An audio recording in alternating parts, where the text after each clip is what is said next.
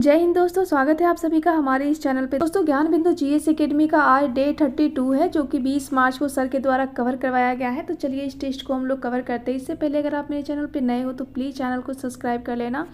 और दोस्तों, बहुत जल्द दरोगा का वैकेंसी आने वाला है, तो आप लोग इस होमवर्क सीरीज का हिस्सा बनिए, क्योंकि इसमें काफ़ी अच्छे अच्छे टॉपिक दिए जाते हैं। और अगर आपने ये टॉपिक कवर कर लिया ना, तो आपका काफ़ी ज़्यादा तैयारी तो इसी होमवर्क सीरीज से आपका हो जानी है। तो होमवर्क सीरीज को आप लोग बिल्कुल भी मत छोड़िए, होमवर्क सीरीज का हिस्सा बनिए। और जितने भी होमवर्क है ना, मेरे टेलीग्राम पे आपको प्रत्येक दिन प्रोवाइड कर दिया जाता है, तो टेलीग्राम को फटाफट ज्वाइन कर लीजिए। और साथ में आपको ये पीडीएफ भी टेलीग्राम पे ही प्रोवाइड कर दिया जाएगा, तो जाइए जाके टेलीग्राम को ज्वाइन कीजिए और इस टेस्ट सीरीज का आप लोग हिस्सा बनिए। तो चलिए आज का हम लोग स्टार्ट करते हैं। पहला क्वेश्चन है कि चुनाव आयोग के द्वारा हाल ही में चुनाव प्रचार संबंधी सुविधाएं प्रदान करने के लिए किस पोर्टल की शुरुआत की गई है।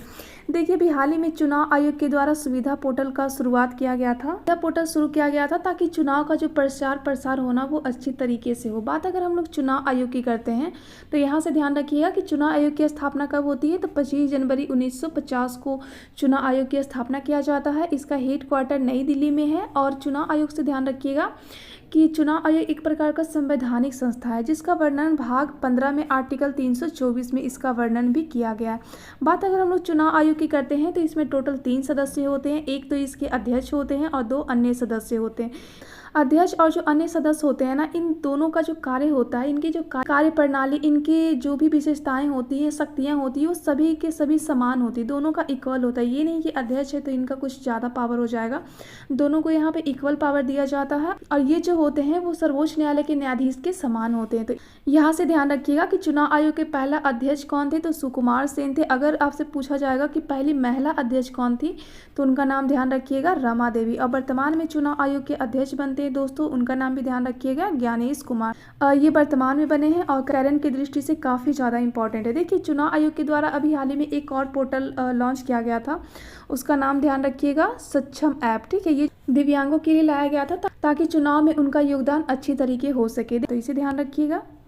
नेक्स्ट क्वेश्चन है कि सी बॉक्स पोर्टल का संबंध किससे तथा किस मंत्रालय द्वारा शुरू किया गया है। देखिए, अभी हाल ही में सी बॉक्स पोर्टल का शुरुआत किया गया था महिला एवं बाल विकास मंत्रालय के द्वारा। ठीक है, और इसका जो संबंध है ना वो महिलाओं से है। देखिए, महिलाएं क्या होती है ना कि वो कार्यस्थल पे जाती हैं, चाहे वो पब्लिक सेक्टर हो या फिर प्राइवेट सेक्टर हो, वहाँ पे जाती हैं तो उनके साथ जो है ना वो यौन उत्पीड़न किया जाता है, तो उसका वो शिकायत इस पोर्टल पे कर सकती हैं। तो काफ़ी इंपॉर्टेंट है दोस्तों, इसे ध्यान रखिएगा। और देखिए, महिला एवं बाल विकास मंत्रालय से ध्यान रखिएगा कि वर्तमान में इसके अध्यक्ष कौन है, तो अन्नपूर्णा देवी हैं। बात अगर हम लोग महिलाओं की करते हैं तो महिलाओं से ध्यान रखिएगा कि अभी हाल ही में संसद में नारी बंधन विधेयक पारित किया गया था। इसमें बताया गया था कि लोकसभा और राज्यसभा में महिलाओं के लिए 33% आरक्षण की बात यहाँ पे किया गया है। ठीक है, महिलाओं के लिए सबसे बड़ी योजना कौन सी है, तो ध्यान रखिएगा, सुभद्रा योजना, जो कि उड़ीसा में शुरू किया गया था 2024 में। और इसमें 50,000 महिलाओं को आर्थिक सहायता उनको प्रोवाइड किया जाएगा। तो ये सुभद्रा योजना ध्यान रखिएगा, करेंट के हिसाब से काफ़ी इंपॉर्टेंट है, 2025 में आपका पूछा जा सकता है। नेक्स्ट क्वेश्चन है कि युविका कार्यक्रम 2025 का आयोजन किसके द्वारा तथा भारत के कितने शहरों में किया गया है।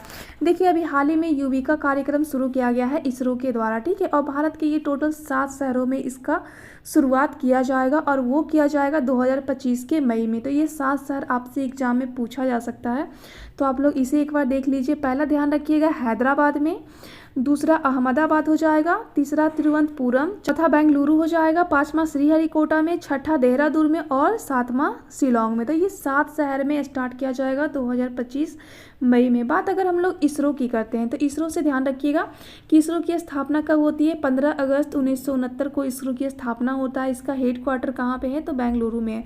और ये दोनों क्वेश्चन जो है ना एग्जाम में पूछा हुआ क्वेश्चन है, तो दोनों आप रट जाइएगा। अगर इसरो की बात करते हैं ना, तो इसरो का आदर्श वाक्य भी कई बार एग्जाम में पूछा गया है, तो आप लोग उसे भी ध्यान रखिएगा कि मानव जाति के सेवा में अंतरिक्ष प्रौद्योगिकी आदर्श वाक्य है। इसरो के वर्तमान अभी हाल ही में अध्यक्ष चेंज हुए हैं, तो उनका नाम ध्यान रखिएगा, वी नारायणन, जो कि सोमनाथ की जगह पे आए हैं। देखिए, यहाँ से आप लोग डीआरडीओ के बारे में भी ध्यान रखिएगा। डीआरडीओ की स्थापना कब होती है, तो 1 जनवरी 1958 को डीआरडीओ की स्थापना होती है, और इसका हेड क्वार्टर नई दिल्ली में है। और इसके वर्तमान में अध्यक्ष कौन है, तो सीवी कामत है। ठीक है, तो ये सारे क्वेश्चन एग्जाम में पूछे गए हैं दोस्तों, तो मैंने आपको इकट्ठा करवा दिया है, तो आप लोग इसे रट लीजिएगा। नेक्स्ट क्वेश्चन है कि डिजिटल कृषि योजना की शुरुआत कब की गई तथा इस मिशन के तहत कितनी योजनाओं को मंजूरी दिया गया था। देखिए अभी हाल ही में डिजिटल कृषि योजना का शुरुआत किया गया है 2024 में। इसमें टोटल 7 योजनाओं को मंजूरी दिया गया है, तो काफ़ी इंपॉर्टेंट है ये एग्रीकल्चर की दृष्टि से, तो इसे भी ध्यान रखिएगा आप लोग। नेक्स्ट क्वेश्चन है कि डिजिटल स्वास्थ्य प्लेटफॉर्म की शुरुआत किस संगठन के द्वारा किया गया है। देखिए अभी हाल ही में WHO के द्वारा डिजिटल स्वास्थ्य प्लेटफॉर्म का शुरुआत किया गया है। बात अगर हम लोग WHO की करते हैं तो इसका स्थापना ध्यान रखिएगा, इसकी स्थापना 7 अप्रैल 1948 को होता है। इसका हेड क्वार्टर कहाँ पे है तो जिनेवा में है। देखिए WHO पूछे या फिर WTO पूछे, दोनों का जो हेड क्वार्टर है ना वो जिनेवा में है। 7 अप्रैल को जब इसकी स्थापना हुई थी ना, तो इसीलिए प्रत्येक वर्ष 7 अप्रैल को विश्व स्वास्थ्य दिवस के रूप में भी मनाया जाता है। तो ये काफ़ी इंपॉर्टेंट है, इसे ध्यान रखिएगा। वर्तमान में WHO के हेड कौन है तो इनका नाम ध्यान रखिएगा, टेड्रोस अधनाम। ये भी एग्जाम में पूछा गया है, तो आप लोग इसे भी ध्यान रखिएगा। नेक्स्ट क्वेश्चन है कि भारत के वर्तमान नियंत्रण एवं महालेखक परीक्षक किसे नियुक्त किया गया है। देखिए अभी हाल ही में कैग की नियुक्ति की गई है संजय मूर्ति को, और इनकी नियुक्ति किया किसके द्वारा जाता है तो ध्यान रखिएगा राष्ट्रपति महोदय के द्वारा। बात अगर हम लोग कैग की करते हैं तो कैग का जो वर्णन है ना वो संविधान में भाग 5 के अंतर्गत आर्टिकल 148 में कैग का प्रावधान किया गया है। ठीक है, कैग का कार्य क्या होता है कि सरकार के जो खर्च होते हैं ना उनकी जानकारी रखना ही कैग का मुख्य कार्य होता है। कैग के द्वारा एक रिपोर्ट तैयार किया जाता है और ये रिपोर्ट वो किसको देते हैं तो राष्ट्रपति को सौंपते हैं, और इस रिपोर्ट को पढ़ता कौन है तो लोक लेखा समिति के द्वारा इस रिपोर्ट को पढ़ा जाता है। काफ़ी इंपॉर्टेंट है दोस्तों। अगर हम लोग कैग की बात करते हैं तो यहाँ से ध्यान रखिएगा कि इसकी अवधारणा भारत में 1919 के अधिनियम से लिया गया है। काफ़ी इंपॉर्टेंट है, ये सारे क्वेश्चन एग्जाम में पूछे हुए हैं। और बाकी अभी वर्तमान में कैग कौन नियुक्त हुए हैं तो इसे तो आपको रट ही लेना है, क्योंकि कभी भी एग्जाम में ये क्वेश्चन आपका दिख सकता है। नेक्स्ट क्वेश्चन है कि रेलवे के दलित अध्यक्ष के रूप में अभी हाल ही में किसे नियुक्त किया गया है तो ध्यान रखिएगा सतीश कुमार को नियुक्त किया गया है। अभी हाल ही में रेलवे बोर्ड के अध्यक्ष के रूप में सतीश कुमार को नियुक्त किया गया है, जो कि भारत के पहले दलित अध्यक्ष हैं। काफ़ी इंपॉर्टेंट है दोस्तों, इनका नाम ध्यान रखिएगा। बात अगर हम लोग रेलवे के अध्यक्ष की करते हैं तो पहले रेलवे के अध्यक्ष कौन बने थे तो इनका नाम ध्यान रखिएगा विनोद कुमार यादव। अगर पहला महिला अध्यक्ष पूछा जाएगा तो उनका नाम ध्यान रखिएगा जया वर्मा सिन्हा जी। देखिए यहाँ से इतिहास में क्वेश्चन आता है कि भारत में पहली बार रेलवे का गठन कब किया गया था, किनके द्वारा किया गया था तो ध्यान रखिएगा डलहौजी के द्वारा किया गया था 1853 में। और ये रेलवे जो था ना वो मुंबई से थाने के बीच में चला था 34 किलोमीटर। ठीक है, और अगर दूसरी रेलवे की बात किया जाए तो ध्यान रखिएगा 1854 में, और ये कलकत्ता से रानीगंज के बीच में चला था। देखिए यहाँ से रेलवे से कुछ और फैक्ट भी आपको ध्यान रखना है। अगर आपसे क्वेश्चन पूछा जाएगा कि भारत का पहला विद्युत रेलवे का शुरुआत कब किया गया था तो ध्यान रखिएगा 1925 में किया गया था। अगर आपसे पूछा जाएगा कि भारत का पहला किसान रेल का शुरुआत कब किया गया था तो ध्यान रखिएगा 2020 में। वंदे भारत का शुरुआत किया गया है 2019 में। अगर आपसे तेजस रेलवे पूछा जाएगा तो उसे ध्यान रखिएगा 2021 में। और डबल डेकर रेलवे का शुरुआत कब किया गया है तो ध्यान रखिएगा 2020 में। देखिए भारतीय बजट को रेल बजट से अलग कब किया गया और भारतीय बजट को रेल बजट में मर्ज कब किया गया और किस समिति की सिफारिश पे किया गया है, ये आप हमें कमेंट बॉक्स में बताइएगा, क्योंकि मैं इसे आपको कवर करवा चुकी हूँ। ठीक है, तो कमेंट जरूर कीजिएगा जिससे कि आपका रिवीजन हो जाए। ठीक है, नेक्स्ट क्वेश्चन है कि हाल ही में शक्तिदास की स्थान पे आरबीआई के नए गवर्नर के रूप में किसे चुना गया तो ध्यान रखिएगा आरबीआई के नया गवर्नर बने हैं संजय मल्होत्रा। इनका नाम आपको रट लेना है। और इनकी नियुक्ति कितने साल की हुई है तो ध्यान रखिएगा 3 साल के लिए इनको नियुक्त किया गया है। बात अगर हम लोग आरबीआई की करते हैं तो आरबीआई की स्थापना होता है 1934 के अधिनियम के तहत 1 अप्रैल 1935 को। फिर आपसे क्वेश्चन पूछा जाएगा कि आरबीआई के पहले गवर्नर कौन थे तो उनका नाम ध्यान रखिएगा एओ स्मिथ थे। और आरबीआई के पहले भारतीय गवर्नर कौन थे तो उनका भी नाम ध्यान रखिएगा सीडी देशमुख। देखिए आरबीआई का कार्य क्या होता है कि पहला तो ये इनका कार्य होता है कि ये मौद्रिक नीति जारी करते हैं। स्फीति जो दर है ना उसको उन्होंने अभी कितना बताया है तो 4.5% बताया है। और मुद्रास्फीति की जो दर है उसको कंट्रोल करने का भी कार्य आरबीआई को ही होता है, जो कि मौद्रिक नीति के तहत किया जाता है। ठीक है, आरबीआई जो होते हैं ना भारत में जितने भी बैंक होते हैं ना उनका एक बैंकर के रूप में ये कार्य करते हैं। और साथ ही साथ गवर्नमेंट के द्वारा जितने भी ऋण लिए जाते हैं या फिर उनकी जितनी भी वित्तीय व्यवस्थाएं होती है ना उसको भी कंट्रोल आरबीआई के द्वारा ही किया जाता है। तो मोस्ट इंपॉर्टेंट इनका वर्क है, उन्हें आप ध्यान रखिएगा। नेक्स्ट क्वेश्चन है कि भारत का पहला सरकारी स्वामित्व वाला ओटीटी प्लेटफॉर्म किस राज्य के द्वारा जारी किया गया है? तो ध्यान रखिएगा केरला के द्वारा इसको भी हाल ही में जारी किया गया। से ध्यान रखिएगा कि भारत का चिली किसे कहा जाता है? तो केरल को कहा जाता है। अगर आपसे क्वेश्चन पूछा जाएगा कि स्वास्थ्य में, शिक्षा में या फिर एसडीजी रैंकिंग में टॉप स्टेट कौन सा है, तो ध्यान रखिएगा केरला हो जाएगा। यहाँ से आप ध्यान रखिएगा कि भारत में सर्वाधिक लैगून झील कहाँ पे पाई जाती हैं? तो वो केरला में पाई जाती हैं। क्वेश्चन पूछा जाएगा कि पद्मनाभ स्वामी का मंदिर कहाँ पे है? तो केरला में है। सबरीमाला मंदिर कहाँ पे है? तो ये भी केरला में। देखिए केरल में 2 टाइगर रिजर्व है जो कि काफ़ी ज़्यादा इंपॉर्टेंट है, एग्जाम में क्वेश्चन भी उसका बना हुआ है। तो इनका नाम ध्यान रखिएगा, एक तो पेरियार टाइगर रिजर्व हो जाएगा और दूसरा परम्बिकुलर टाइगर रिजर्व हो जाएगा। केरल का 2 शास्त्रीय डांस है तो उसे भी ध्यान रखिएगा, एक आपका कथकली हो जाएगा और दूसरा मोहिनी अट्टम हो जाएगा। अगर आपसे क्वेश्चन पूछा जाएगा कि साइलेंट वैली नेशनल पार्क कहाँ पे है, तो ध्यान रखिएगा केरल में है। तो ये काफ़ी इंपॉर्टेंट है दोस्तों, केरल से आपको इतना फैक्ट ध्यान में रखना है। नेक्स्ट आपका यहाँ पे रिवीजन सीरीज है, जो पहले टेस्ट हुआ था ना उसी का ये रिवीजन है। तो पहला क्वेश्चन है कि विश्व भविष्य कौशल सूचकांक में भारत का स्थान कितने नंबर का है? तो ध्यान रखिएगा सेकेंड है। पासपोर्ट सूचकांक में भारत का कितने नंबर का स्थान है? तो याद रखिएगा 85वां हो जाएगा। विश्व प्रसन्नता सूचकांक में भारत 126वें स्थान पे है। वहीं पे ग्लोबल फायर पावर सूचकांक पे इंडिया का स्थान 4वां है। वहीं पे इसमें पहला स्थान कौन हो जाएगा? तो यूएसए हो जाएगा। ये एग्जाम में पूछा हुआ है तो उसे भी ध्यान रखिएगा। नेक्स्ट है कि भ्रष्टाचार सूचकांक में भारत कितने स्थान पे है? तो 96वें स्थान पे है। वहीं वैश्विक शांति सूचकांक में भारत 116वां स्थान पे है। प्रेस स्वतंत्रता सूचकांक में भारत का 159वें स्थान पे है। वहीं पे मानव विकास सूचकांक पे भारत का स्थान 134 नंबर पे है। तो ये सारे क्वेश्चन जो है ना वो मैं पहले वाले टेस्ट में आपको अच्छी तरीके से कवर करवा चुकी हूँ। तो आप लोग अगर वो टेस्ट सीरीज नहीं देखे हो तो उसका लिंक भी मेरे डिस्क्रिप्शन में दे दिया गया है, तो आप लोग उसे वहाँ पे कवर कर लीजिएगा, क्योंकि ये टॉपिक एग्जाम में काफ़ी बार पूछा जाता है इंडेक्स से। तो आप लोग इसे अच्छी तरीके से कवर कर लीजिएगा दोस्तों। नेक्स्ट क्वेश्चन है कि आवर्त सारणी का त्रिक नियम कब और किसके द्वारा दिया गया था? तो ध्यान रखिएगा आवर्त सारणी का जो त्रिक नियम है ना वो 1817 में दिया गया था डोबे रायनर के द्वारा। ठीक है, तत्वों का जो वर्गीकरण था ना उसका पहला प्रयास डोबे रायनर के द्वारा ही किया गया था। जब इन्होंने प्रयास किया था तो इन्होंने आवर्त को 7 माना था, ग्रुप को उन्होंने 3 माना था, टोटल उन्होंने 21 तत्व को यहाँ पे उन्होंने रखा था। तो इनका नाम ध्यान रखिएगा और इन्होंने कितने तत्व को रखा था ये भी ध्यान रखिएगा, क्योंकि यहाँ से भी एग्जाम में क्वेश्चन बने हुए हैं। ठीक है, नेक्स्ट क्वेश्चन है कि विलयन जो जल में घुलकर हाइड्रोजन आयन देते हैं उसकी प्रकृति कैसी होती है? देखिए जब भी कोई यौगिक अगर वाटर में घुल के अगर वो हाइड्रोजन आयन देता है ना तो वो एसिड नेचर का होता है। अगर वहीं OH- देता है तो उसकी प्रकृति कैसी होती है? तो क्षारीय होता है। स्वाद खट्टा होता है, वहीं पे क्षार का जो स्वाद होता है ना वो कड़वा होता है।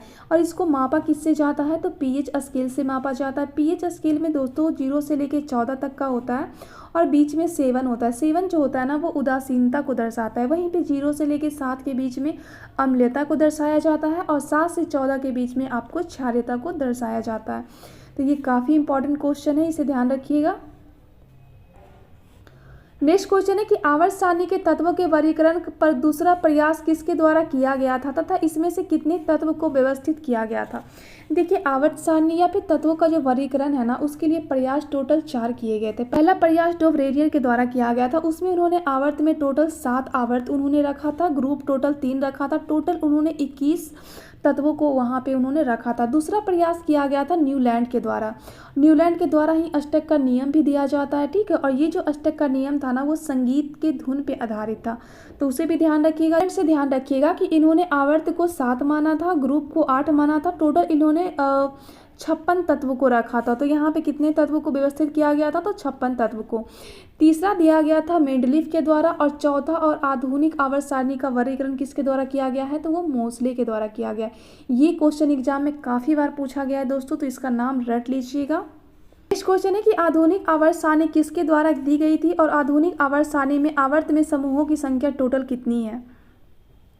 तो ध्यान रखिएगा ये मोसले के द्वारा दिया गया था, जिसमें टोटल 7 यहाँ पे आवर्त रखे गए थे और ग्रुप यहाँ पे 18 था। काफ़ी इंपॉर्टेंट है और काफ़ी बार एग्जाम में क्वेश्चन ये बना हुआ है, तो उसे याद रखिएगा।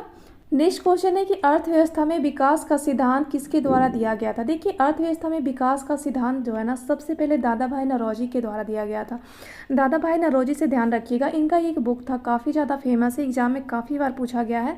The poverty and un British rule in India book किसका है, तो दादा भाई नौरोजी है। इसी बुक में उन्होंने सबसे पहले ये बताया था कि किस तरीके से ब्रिटिश जो है ना वो भारत का आर्थिक शोषण कर रहे हैं। इसको उन्होंने एक थ्योरी के रूप में बताया है जिसका नाम है ड्रेन थ्योरी। क्वेश्चन काफ़ी बार पूछा गया है कि ड्रेन थ्योरी का प्रतिपादन किसके द्वारा किया गया है, तो दादा भाई नौरोजी के द्वारा किया गया। ड्रेन थ्योरी को ही अफवाह सिद्धांत या फिर उच्चारण सिद्धांत के नाम से भी जाना जाता है, तो आप लोग उसे ध्यान रखिएगा। दादा भाई नौरोजी से ध्यान रखिएगा कि इनको grand old man of India के नाम से भी जाना जाता है। इनकी एक पत्रिका है, काफ़ी बार एग्जाम में पूछा गया है, राफ्त गुप्तार, ठीक है। तो इनका पत्रिका का नाम भी आपको ध्यान रखना है। और ध्यान रखिएगा कि कांग्रेस का जो कांग्रेस नाम है ना वो दादा भाई नौरोजी के द्वारा ही दिया गया था, मतलब उन्होंने ही सुझाव दिया था, तब जाके कांग्रेस का नाम कांग्रेस पड़ा था, ठीक है। इन्होंने कांग्रेस की 3 बार अध्यक्षता की है। पहली अध्यक्षता तो उन्होंने 1886 में किया था, दूसरा उन्होंने 1893 में किया था और तीसरा 1906 में किया था। पहला जो था ना उन्होंने कलकत्ता में करा, दूसरा लाहौर में और तीसरा कलकत्ता में। तीसरा जो इनका अध्यक्षता है ना वो काफ़ी ज़्यादा फेमस है क्योंकि इसी में उन्होंने सबसे पहले स्वराज की मांग की थी और काफ़ी बार ये एग्ज़ाम में क्वेश्चन रिपीट हुए हैं, तो आपको तो ये वाला कम से कम रटा हुआ होना चाहिए। तो दादा भाई नौरोजी से आपको इतने सारे फैक्ट आपको ध्यान में रखने हैं। नेक्स्ट क्वेश्चन है कि जियोसेंट्रिक अवधारणा किसके द्वारा दिया गया था। ध्यान रखिएगा ये जो जियोसेंट्रिक अवधारणा है ना वो टॉलमी के द्वारा दिया गया था और इसी अवधारणा में उन्होंने ये बताया था कि ब्रह्मांड जो है ना उसके सेंटर में सूर्य है और सूर्य के चारों तरफ जो है ना वो बाकी ग्रह जो है वो चक्कर लगा रहे हैं। बात अगर हम लोग ग्रह की करते हैं तो वर्तमान में कितने ग्रह हैं आप हमें कमेंट बॉक्स में बताइएगा। देखिए सूर्य से सबसे नज़दीक ग्रह अगर पूछा जाएगा ना तो ध्यान रखिएगा बुध हो जाएगा, बुध के बाद शुक्र हो जाएगा, शुक्र के बाद आपका पृथ्वी आ जाएगा, फिर मंगल आ जाएगा, उसके बाद फिर आपका बृहस्पति आ जाएगा, फिर शनि आ जाएगा, उसके बाद फिर अरुण, उसके बाद फिर वरुण आ जाएगा। अगर आपसे क्वेश्चन पूछा जाएगा कि सूर्य से के सबसे नज़दीक ग्रह कौन सा है तो वो बुध हो जाएगा। इसके कारण बुध जो है ना काफ़ी गर्म ग्रह के रूप में भी जाना जाता है। बात अगर हम लोग पृथ्वी की करते हैं तो पृथ्वी के इस तरफ तो शुक्र होता है और इस तरफ मंगल होता है, ठीक है। मंगल को हम लोग लाल ग्रह के रूप में जानते हैं और लाल ग्रह इसको क्यों कहते हैं, किसके कारण कहते हैं, ये आप हमें कमेंट बॉक्स में बताइए। और पृथ्वी को हम लोग नीला ग्रह कहते हैं। देखिए पृथ्वी को नीला ग्रह तो कहते ही कहते हैं, इसके अलावा भी एक और ग्रह है जिसको हम लोग नीला ग्रह कहते हैं, तो उनका नाम ध्यान रखिएगा, वरुण ग्रह को, ठीक है। देखिए शुक्र जो है ना और मंगल जो है इनके बीच में पृथ्वी अवस्थित है और पृथ्वी के सबसे नज़दीक ग्रह कौन सा है तो ध्यान रखिएगा शुक्र है। अगर आपसे क्वेश्चन पूछा जाएगा कि भोर का तारा, सांझ का तारा या फिर सबसे चमकीला ग्रह कौन सा है तो ध्यान रखिएगा शुक्र हो जाएगा। देखिए ये जो बुध, शुक्र और पृथ्वी, मंगल है ना इसको आंतरिक ग्रह के रूप में जाना जाता है और ये जो बृहस्पति और शनि, अरुण, वरुण है ना इसको बाह्य ग्रह के रूप में जाना जाता है। आंतरिक ग्रह जो होते हैं ना वो नेचर में ठोस होता है और जो बाह्य ग्रह होता है ना वो गैस के नेचर में वहाँ पे देखने को हमें मिलता है, ठीक है, उसे ध्यान रखिएगा। और मंगल और बृहस्पति के बीच में ही क्षुद्र ग्रह की पेटियां पाई जाती है। काफ़ी बार एग्जाम में ये क्वेश्चन बने हैं दोस्तों, तो आप लोग इसे ध्यान रखिएगा। वैसे तो सारे ग्रह पश्चिम से पूर्व की तरफ मूव करते हैं, लेकिन 2 ग्रह का नाम ध्यान रखिएगा, एक शुक्र का नाम ध्यान रखिएगा, एक अरुण का, जो कि पूर्व से पश्चिम की ओर मूव करते हैं। तो ये काफ़ी बार एग्जाम में पूछा गया है दोस्तों, तो आप लोग उसे ध्यान रखिएगा। नेक्स्ट क्वेश्चन है कि महाद्वीपीय विस्थापन सिद्धांत किसके द्वारा दिया गया था। ध्यान रखिएगा ये जो महाद्वीपीय विस्थापन सिद्धांत है ना वो अल्फ्रेड वेगनर के द्वारा दिया गया था। काफ़ी बार एग्जाम में पूछा गया है दोस्तों, तो आप लोग इसे रट जाइएगा। देखिए जब पृथ्वी गोल थी ना तो पृथ्वी के बीच में जो है ना आज के जो महाद्वीप है चारों तरफ जो छितराए हुए हैं वो पहले वैसे नहीं थे, बल्कि पहले जो थे ना वो सब एक जगह पे थे, ठीक है। उनको कहा जाता था पैंजिया और ये चारों तरफ जो वाटर हुआ करते थे ना उसको पैंथालासा कहा जाता था। बाद में पैंजिया 2 भागों में टूट जाता है, एक तो अंगारा लैंड में टूट जाता है और एक गोंडवाना लैंड में टूट जाता है। फिर बाद में गोंडवाना लैंड का भी 5 भाग हो जाता है और अंगारा लैंड का 4 भाग हो जाता है। तो ये काफ़ी इंपॉर्टेंट क्वेश्चन है, एग्जाम में यहाँ से क्वेश्चन बने हैं, तो आप लोग इसे ध्यान रखिएगा। नेक्स्ट क्वेश्चन है कि संयुक्त राष्ट्र शैक्षिक विज्ञान सांस्कृतिक संगठन की स्थापना कब हुई और इसमें कुल देशों की संख्या कितनी है। ध्यान रखिएगा यहाँ पे यूनेस्को के बारे में पूछा जा रहा है दोस्तों। तो यूनेस्को की जो स्थापना है ना वो 1945 में होता है। इसका हेड क्वार्टर ध्यान रखिएगा पेरिस में है, फ्रांस के पेरिस में। और इसमें टोटल वर्तमान में जो है ना वो 193 देश इसमें शामिल है। भारत इसमें कब शामिल होता है, तो 1983 में भारत इसमें शामिल होता है, तो इसे भी ध्यान रखिएगा। देखिए इसका जो उद्देश्य होता है ना वो वैश्विक स्तर पे सांस्कृतिक और शिक्षा का जो संरक्षण उसको बढ़ावा देना ही इसका मेन उद्देश्य होता है। बात अगर हम लोग यूनेस्को की करते हैं ना, तो यूनेस्को के साइट में भारत के कितने टोटल साइट शामिल है, तो ध्यान रखिएगा टोटल 43 साइट यूनेस्को के साइट में भारत का शामिल है। अगर 43वां पूछा जाएगा तो 43 मोइदम जो कि 2024 में शामिल हुआ था और ये असम में है। 42वां ध्यान रखिएगा होइसर हो जाएगा। 41वां ध्यान रखिएगा शांति निकेतन और 40वां ध्यान रखिएगा धौलावीरा जो कि गुजरात में सिंधु सभ्यता का स्थल है। देखिए ये जो 43 साइट है ना इसमें से टोटल 35 साइट तो सांस्कृतिक है और इसमें 7 जो है ना वो प्राकृतिक है और एक जो है वो मिश्रित है जो कि कंचनजंगा है, तो इसको भी आपको ध्यान रखना है। यूनेस्को से ध्यान रखिएगा दोस्तों कि भारत की 15 ऐसी संस्कृति है जो कि यूनेस्को की अमूर्त संस्कृति में शामिल है, जो कि काफ़ी ज़्यादा इंपॉर्टेंट है, तो उसे ध्यान रखिएगा। नेक्स्ट क्वेश्चन है कि अंतर्राष्ट्रीय आधार पर श्रमिकों के हितों की रक्षा के लिए अधिनियम कब लाया गया था। ध्यान रखिएगा 1919 में ये अधिनियम लाया गया था और इसी के तहत 1 मई 1919 को ILO की स्थापना होती है। काफ़ी इंपॉर्टेंट है दोस्तों, आप लोग उसे ध्यान रखिएगा। नेक्स्ट क्वेश्चन है कि WTO जो कि विश्व व्यापार संगठन में 164वां नवीनतम सदस्य कौन सा है। ध्यान रखिएगा WTO में 164वां सदस्य के रूप में अफगानिस्तान को मान्यता दिया गया था। WTO से ध्यान रखिएगा एक पुराना संगठन था जिसका नाम था गैट, ठीक है। इसकी स्थापना कब होती है, तो 1948 में होता है और इसी गैट के स्थान पे WTO आता है जिसकी स्थापना 1 जनवरी 1995 को होता है और इसका मुख्यालय जनेवा में है और इसके वर्तमान में अध्यक्ष का नाम ध्यान रखिएगा नागोजी एंगोजा जो कि नाइजीरिया के, ठीक है। तो आपको इतना ध्यान रखना है WTO से। नेक्स्ट क्वेश्चन है कि आर्द्र भूमि के संरक्षण से संबंधित आर्द्र भूमि सम्मेलन का आयोजन कब और कहाँ पे किया गया। ध्यान रखिएगा आर्द्र भूमि का किस तरीके से संरक्षण किया जाएगा, किस तरीके से उसका संवर्धन किया जाएगा, इसके लिए एक आर्द्र भूमि सम्मेलन होता है जो कि 2 फरवरी 1971 को ईरान के रामसर साइट में, ईरान के रामसर शहर में कैस्पियन सागर के तट पे किया जाता है। ये काफ़ी इंपॉर्टेंट है, काफ़ी बार ये क्वेश्चन पूछा गया है दोस्तों और इसीलिए 2 फरवरी को प्रत्येक वर्ष रामसर दिवस के रूप में मनाया जाता है। देखिए भारत जो है ना ये रामसर जो सम्मेलन है इसमें शामिल कब होता है, तो ध्यान रखिएगा 1983 में होता है और भारत का पहला ऐसा कौन सा साइट है जो कि रामसर साइट के रूप में शामिल किया गया था, तो ध्यान रखिएगा चिल्का साइट जो कि उड़ीसा में अवस्थित है। देखिए 2 फरवरी को जो आर्द्र भूमि दिवस मनाया जाता है ना, तो आप लोग कमेंट में फटाफट कमेंट कीजिए कि 2024 और 2025 का इसका थीम क्या है, क्योंकि 2024 या 2025 दोनों में से किसी का भी थीम आपको एग्जाम में क्वेश्चन बन सकता है और दरोगा में ये क्वेश्चन पूछा भी गया है, ठीक है। तो आप लोग ये फटाफट कमेंट पे छाप दीजिएगा जिससे आपका ये रिवीजन हो जाए। नेक्स्ट क्वेश्चन है कि विश्व मलेरिया दिवस कब मनाया जाता है और भारत ने मलेरिया मुक्त का लक्ष्य कब रखा है। ध्यान रखिएगा प्रत्येक वर्ष 25 अप्रैल को मलेरिया दिवस के रूप में मनाया जाता है और भारत इसका लक्ष्य रखा है कि 2030 तक हम लोग मलेरिया से फ्री हो जाएंगे, उसका हम लोग उन्मूलन कर देंगे। बात अगर हम लोग मलेरिया की करते हैं ना, तो मलेरिया का वाहक कौन होता है, ध्यान रखिएगा मादा एनोफ्लिंजा होती है और यह एक प्रकार का परजीवी के द्वारा होने वाला रोग है, ठीक है। इस परजीवी का नाम भी ध्यान रखिएगा प्लाज्मोडियम, जो कि एग्जाम में काफ़ी बार पूछा गया है, ठीक है। इसके लिए एक टेस्ट किया जाता है जिसका नाम है MP टेस्ट और ये किस अंग को प्रभावित करता है, तो ध्यान रखिएगा ये प्लीहा को प्रभावित करता है। काफ़ी इंपॉर्टेंट है दोस्तों, तो आप लोग इसे ध्यान रखिएगा। नेक्स्ट क्वेश्चन है कि भारतीय प्रवासी दिवस कब मनाया जाता है और सन 2025 में इसका आयोजन कहाँ पे किया गया।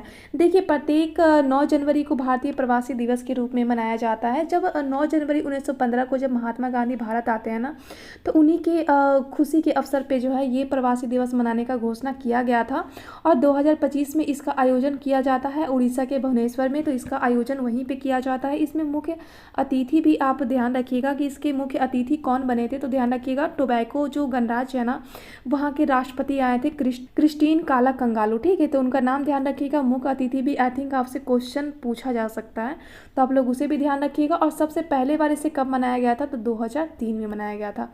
काफ़ी इंपॉर्टेंट है दोस्तों, उसे ध्यान रखिएगा। नेक्स्ट क्वेश्चन है कि महबूब ए इलाही के नाम से किसे जाना जाता है, तो ध्यान रखिएगा निजामुद्दीन जो औलिया है ना उनको महबूब ए इलाही के नाम से जाना जाता है। यहाँ से आपसे क्वेश्चन पूछा जाएगा कि निजामुद्दीन औलिया का दरगाह कहाँ पे है, तो दिल्ली में है। काफ़ी बार ये एग्जाम में क्वेश्चन बना है, तो उसे ध्यान रखिएगा। यहाँ पे ध्यान रखिएगा कि शेख सलीम जो चिश्ती है ना उनका दरगाह कहाँ पे है, तो फतेहपुर सिकरी हो जाएगा। वहीं पे मैनुद्दीन चिश्ती का मकबरा पूछा जाएगा, तो आपको अजमेर यहाँ पे ध्यान रखना है। तो ये दरगाह भी ध्यान रखिएगा, इनका नाम भी ध्यान रखिएगा, काफ़ी बार पूछा हुआ क्वेश्चन है। नेक्स्ट क्वेश्चन है कि ताशकंद समझौता कब और किन देशों के बीच में हुआ था। ध्यान रखिएगा, ये जो ताशकंद समझौता था ना वो 1966 में होता है इंडिया और पाकिस्तान के बीच में, जिसमें इंडिया का नेतृत्व लाल बहादुर शास्त्री के द्वारा किया जाता है और पाकिस्तान का जो नेतृत्व है ना वो अबू खां के द्वारा किया जाता है। और यहीं पे लाल बहादुर शास्त्री पाकिस्तान गए थे जहाँ पे 1966 में इनकी डेथ हो जाती है, तो उसे भी ध्यान रखिएगा। नेक्स्ट क्वेश्चन है कि अमीर खुसरो सर्वप्रथम किसका दरबारी कवि था और इसने सर्वाधिक समय किसके दरबार में बिताया था। ध्यान रखिएगा, अमीर खुसरो जो थे ना वो टोटल 8 राजा के दरबार में लगातार रहते हैं। सबसे पहले तो ये बलबन के दरबार में आते हैं और सर्वाधिक ये अलाउद्दीन खिलजी के दरबार में सबसे ज़्यादा टाइम तक ये बिताते हैं, तो ये ध्यान रखिएगा। इनके बारे में देखिए कुछ क्वेश्चन आता है तो उसे भी ध्यान रखिएगा। इनका एक बुक था नजरान एक खुसरी, किनका बुक है तो अमीर खुसरो का बुक है। इनके बारे में कहा जाता है कि तबला और जो मुकरी है ना उनके जनक कौन जाने जाते हैं तो अमीर खुसरो ही माने जाते हैं। इनको तूतीये हिंद की उपाधि दिया गया था अलाउद्दीन खिलजी के द्वारा, काफ़ी ज़्यादा इंपॉर्टेंट है दोस्तों। और अलाउद्दीन खिलजी जो है ना वो आदिकाल के कवि हैं। ये भी कहीं ना कहीं एग्जाम में क्वेश्चन पूछा गया है, तो आप लोग इसे भी ध्यान रखिएगा। नेक्स्ट क्वेश्चन है कि भारत का पेरिस के नाम से किस भारतीय शहर को जाता है। ध्यान रखिएगा, जयपुर को जाना जाता है। देखिए जयपुर को हम लोग पिंक सिटी भी कहते हैं और पिंक रंग से इसको रंगवाया कौन था तो उनका नाम ध्यान रखिएगा रामसी। जयपुर शहर की स्थापना किसके द्वारा किया गया था तो जयसिंह के द्वारा किया गया था। तो दोनों फैक्ट आपको यहाँ पे ध्यान रखना है दोस्तों। नेक्स्ट क्वेश्चन है कि लौंग का द्वीप किसे कहा जाता है और इसकी अवस्थिति कहाँ पे है। देखिए लौंग का जो द्वीप है ना वो जांजीबार और पेम्बा द्वीप को कहा जाता है और ये तंजानिया का जो पूर्वी तट है ना जो कि अफ्रीका में वहाँ पे ये अवस्थित है, तो इसकी अवस्थिति भी ध्यान रखिएगा। और हिंद महासागर, अगर महासागर के संदर्भ में पूछा जाएगा तो हिंद महासागर आपको उसमें ध्यान रखना है। नेक्स्ट क्वेश्चन है कि किसान घाट किस प्रधानमंत्री के समाधि स्थल के रूप में जाना जाता है। ध्यान रखिएगा, चौधरी चरण सिंह का जो समाधि स्थल है ना उसको किसान घाट के नाम से जाना जाता है। देखिए अगर आपसे क्वेश्चन पूछा जाएगा कि किस प्रधानमंत्री को किसान प्रधानमंत्री के रूप में जाना जाता है तो इनका नाम ध्यान रखिएगा। और यही एक ऐसे प्रधानमंत्री थे जो कभी भी लोकसभा के कार्यकाल में इन्होंने भाग नहीं लिया था, तो काफ़ी इंपॉर्टेंट है, इनके बारे में इतना आप ध्यान रखिएगा। नेक्स्ट क्वेश्चन है कि संविधान के किस अनुच्छेद के तहत आकस्मिक रिक्ति के समय राष्ट्रपति के कार्यों का निर्वहन कार्यवाहक राष्ट्रपति के रूप में तत्कालीन उपराष्ट्रपति करेंगे। इसका प्रावधान कौन से आर्टिकल में तो ध्यान रखिएगा आर्टिकल 70 में। देखिए राष्ट्रपति जब पद पे नहीं होते हैं ना तो उपराष्ट्रपति कार्य करते हैं, अगर उपराष्ट्रपति भी ना हो उस परिस्थिति में तो CGI कार्य करते हैं। ठीक है, तो इनका नाम ध्यान रखिएगा।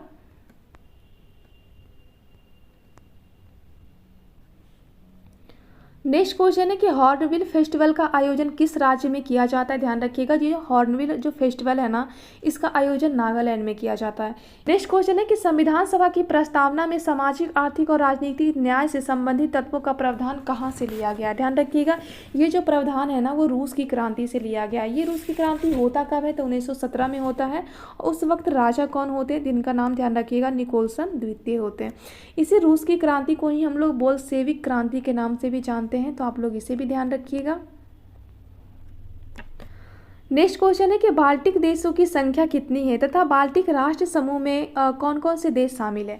देखिए अगर आपसे बाल्टिक समूह के बारे में पूछा जाएगा ना तो आप 3 देश का नाम ध्यान रखिएगा, एस्टोनिया, लातविया और लिथुआनिया। लेकिन अगर आपसे बाल्टिक सागर के संदर्भ में पूछा जाएगा कि बाल्टिक सागर से कितने देश की सीमा लगती है तो ध्यान रखिएगा टोटल 9 देशों की सीमा लगती है। डेनमार्क हो जाएगा, जापान हो जाएगा, पोलैंड हो जाएगा, लिथुआनिया हो जाएगा, लातविया, एस्टोनिया, रूस, फिनलैंड और स्वीडन। टोटल 9 देश आपको यहाँ पे ध्यान रखना है। और समूह में पूछेगा तो आपको 3 देश यहाँ पे ध्यान रखना है।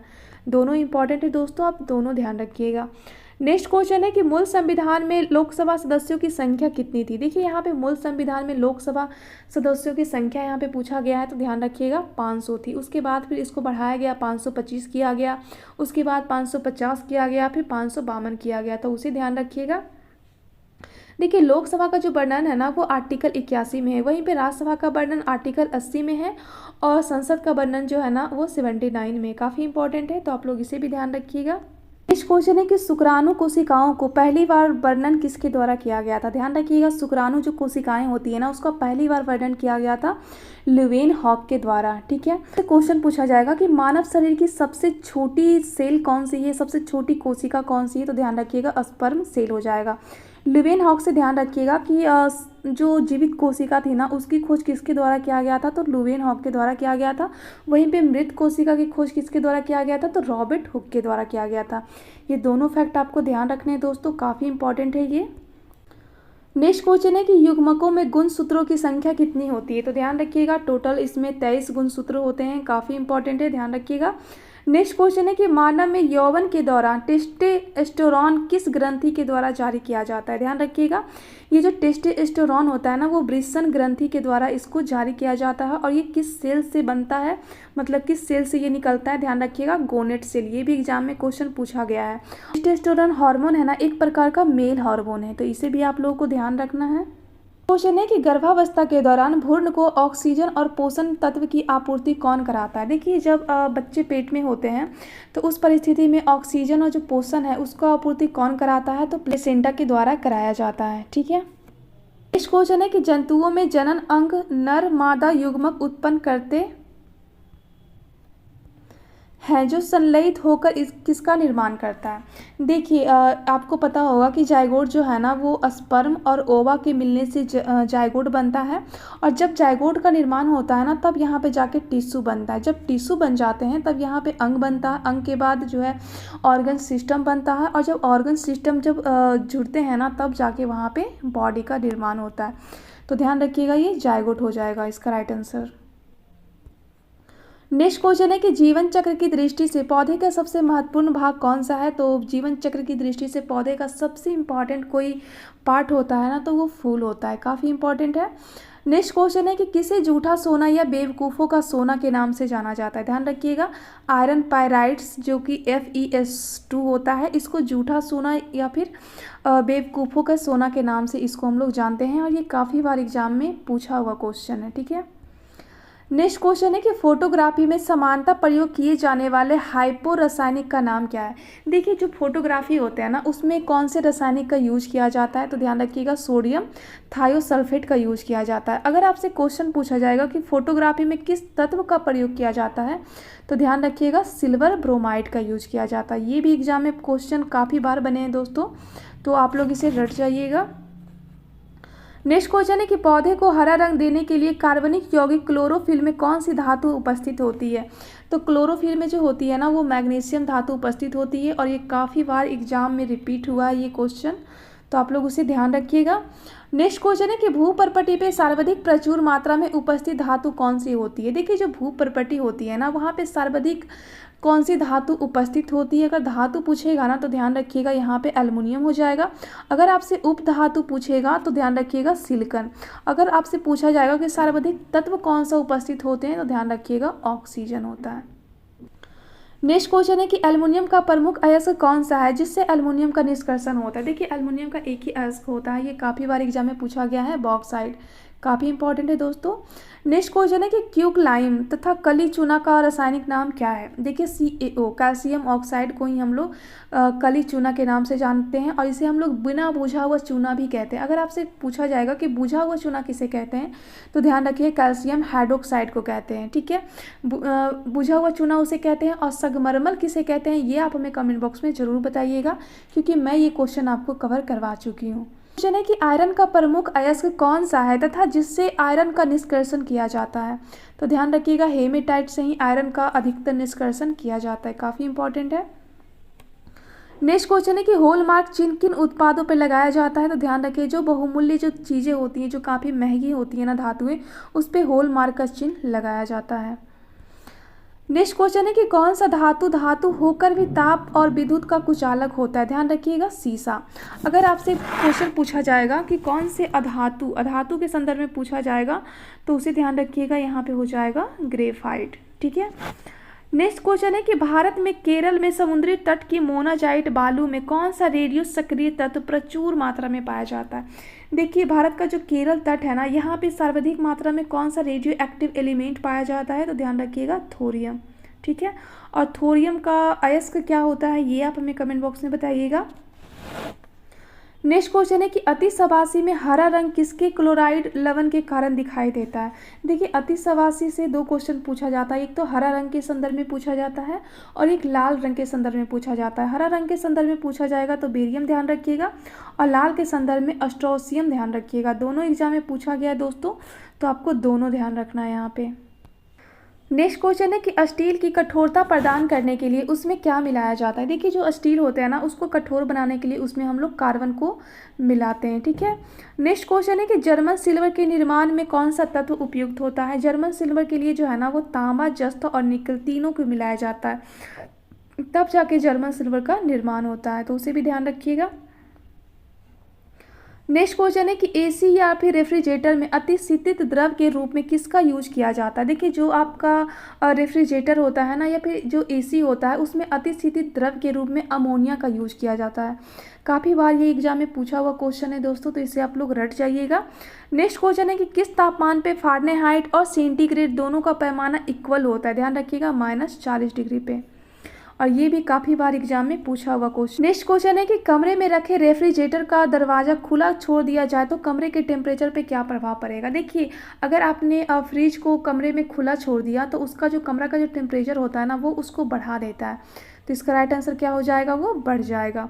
नेक्स्ट क्वेश्चन है कि सूर्य का तापमान किस तापमापी यंत्र से मापा जाता है। तो सूर्य का टेम्परेचर जो होता है ना, वो काफ़ी ज़्यादा हाई होता है, और जितने भी उच्च तापमापी होते हैं ना, उसको पायरोमीटर से मापा जाता है, तो इसका राइट आंसर पायरोमीटर हो जाएगा। नेक्स्ट क्वेश्चन है कि द्रवों तथा गैसों में ऊष्मा का हस्तांतरण किस विधि के द्वारा होता है। देखिए द्रव और जो गैस होता है ना, उसमें ऊष्मा का ट्रांसफर होता है संवहन विधि के द्वारा। वहीं पे ठोस में ऊष्मा का जो संचरण होता है ना, वो चालन विधि के द्वारा होता है। काफ़ी इंपॉर्टेंट है दोस्तों, ध्यान रखिएगा। और संवहन विधि के द्वारा ही वायुमंडल गर्म होती है, ठीक है। नेक्स्ट क्वेश्चन है कि सूर्य विकिरण का कौन सा भाग सोलर कुकर को गर्म कर देता है। ध्यान रखिएगा, अवरक्त किरण वाला भाग जो है वो सोलर कुकर को गर्म कर देता है, तो इसका राइट आंसर ये हो जाएगा। नेक्स्ट क्वेश्चन है कि वह ताप जिस पे बर्फ, पानी और वाष्प संतुलित अवस्था में रहता है उसको हम लोग क्या कहते हैं। तो उसको हम लोग त्रिक बिंदु कहते हैं। काफ़ी बार एग्जाम में पूछा गया है, तो उसे ध्यान रखिएगा। नेक्स्ट क्वेश्चन है कि प्रधानमंत्री स्वनिधि योजना कब शुरू की गई तथा इसका संबंध किससे है। ध्यान रखिएगा, जून 2020 में इसका शुरुआत किया गया था, और इसका उद्देश्य जो है ना, वो स्ट्रीट जो वेंडर होते हैं ना, जो स्ट्रीट जो वेंडर्स होते हैं, जो सड़कों पे जो रेड़ा वगैरह जो लगा के जो बेचते हैं ना, तो उनकी ये हेल्प करना इनका मेन मोटिव है। और इसमें लोन दिया जाएगा इनको 3 मंथ के लिए 10,000 रुपये, और वो भी ब्याज फ्री, तो इसे ध्यान रखिएगा। नेक्स्ट क्वेश्चन है कि वर्तमान बजट की सबसे बड़ी योजना पीएम ग्रामीण कल्याण अन्न योजना की शुरुआत कब किया गया। ध्यान रखिएगा, अभी हाल ही में इसको 5 साल के लिए बढ़ा दिया गया है। इसको 2 जून 2020 को शुरू किया गया था। काफ़ी इंपॉर्टेंट है दोस्तों, इसे आप लोग रट जाइएगा। नेक्स्ट क्वेश्चन है कि बेटी बचाओ और बेटी पढ़ाओ योजना कब और कहाँ से शुरू किया गया था। ध्यान रखिएगा, इसे 2015 में शुरू किया गया था, पानीपत हरियाणा से। नेक्स्ट क्वेश्चन है कि G7 समूह का 7वां सदस्य कब और किसे बनाया गया था। ध्यान रखिएगा, 7वां सदस्य कनाडा को बनाया गया था 1976 में, और G7 की स्थापना 1975 में किया गया था फ्रांस के द्वारा। और इसमें वर्तमान में टोटल 7 देश हैं, और 7 देश कौन कौन से हैं आप हमें कमेंट बॉक्स में इसे कमेंट कर दीजिए। नेक्स्ट क्वेश्चन है कि प्रधानमंत्री विश्वकर्मा योजना को कब शुरू किया गया तथा इस योजना के प्रथम चरण में कितने पारंपरिक व्यवसायों को शामिल किया गया था। ध्यान रखिएगा, इसे 17 सितंबर 2023 को इसको शुरू किया गया था, और प्रथम चरण में इसमें 28 व्यवसाय को इसमें शामिल किया गया था। काफ़ी इंपॉर्टेंट है दोस्तों, इसे ध्यान रखिएगा। नेक्स्ट क्वेश्चन है कि प्रधानमंत्री की विकास पहल पीएम डिवाइन योजना का संबंध किससे है। देखिए ये जो पीएम डिवाइन योजना है ना, इसको 2023 में इसको शुरू किया गया था। इसका संबंध पूर्वोत्तर राज्य से है, तो इसे ध्यान रखिएगा। नेक्स्ट क्वेश्चन है कि जल जीवन मिशन की घोषणा कब और किसके द्वारा किया गया था। तो ये 15 अगस्त 2019 को किया गया था, नरेंद्र मोदी जी के द्वारा जल जीवन मिशन योजना की घोषणा। काफ़ी बार एग्जाम में पूछा गया है, तो ये देखिए जितने भी योजनाएं हैं ना, वो एग्जाम में घूर फिर के पूछे ही जाते हैं, तो इसे आप लोग रट जाइएगा। नेक्स्ट क्वेश्चन है कि प्रधानमंत्री फसल बीमा योजना कब शुरू की गई तथा इसमें फसलों की क्षति पे कितना बीमा कवर प्रोवाइड किया जाता है। ध्यान रखिएगा, प्रधानमंत्री फसल बीमा योजना को शुरू किया गया था 2016 में, और इसमें जो बीमा दिया जाता है ना, रबी फसल के लिए 1.5% बीमा दिया जाता है, वहीं पे खरीफ के लिए 2% और जायद के लिए टोटल 5% का बीमा यहाँ पे दिया जाता है। काफ़ी इंपॉर्टेंट है, इसे आप लोग ध्यान रखिएगा। नेक्स्ट क्वेश्चन है कि निर्वाचन बॉन्ड योजना को वित्त मंत्रालय के द्वारा किस तिथि से को अधिसूचित किया गया था। ध्यान रखिएगा, 2 जनवरी 2018 को इसको अधिसूचित किया गया था, और इसकी जिम्मेदारी SBI को दिया गया था। ठीक है, काफ़ी इंपॉर्टेंट है। नेक्स्ट है कि किन विधियों का उपयोग कर राष्ट्रीय आय की गणना की जाती है। देखिए, जब भी राष्ट्रीय आय की गणना की जाती है ना, तो वहाँ पे उत्पादन विधि को देखा जाता है, आय विधि को देखा जाता है और व्यय विधि को देखा जाता है, तो उसे ध्यान रखिएगा। नेक्स्ट क्वेश्चन है कि जो व्यक्ति स्टॉक की कीमतों को गिरने का आशा करके किसी वस्तु को भविष्य में देने का वादा करते हैं, तो उसे हम लोग क्या करते हैं। देखिए, जब भी स्टॉक की कीमत गिरती है ना, तो उसको मंद डिया कहा जाता है, और जब कीमत बढ़ती है ना, तो उसको तेज डिया कहा जाता है। तो ये वर्ड है जो कि स्टॉक मार्केट से संबंधित है, तो आप लोग इसे ध्यान रखिएगा। नेक्स्ट क्वेश्चन है कि न्यू डेवलपमेंट बैंक का क्षेत्रीय कार्यालय कहाँ पे स्थापित किया गया है, तो ध्यान रखिएगा जोहान्सबर्ग में, जो कि दक्षिण अफ्रीका में अवस्थित है। नेक्स्ट क्वेश्चन है कि भारत का पहला निर्यात प्रसंस्करण कब और कहाँ पे स्थापित किया गया है, ध्यान रखिएगा 1965 कांडला में इसको स्थापित किया गया है। नेक्स्ट क्वेश्चन है कि भारत का प्रथम विमुद्रीकरण कब किया गया था। देखिए, भारत में सर्वप्रथम विमुद्रीकरण किया गया था 1946 में। काफ़ी इंपॉर्टेंट है दोस्तों, इसे ध्यान रखिएगा।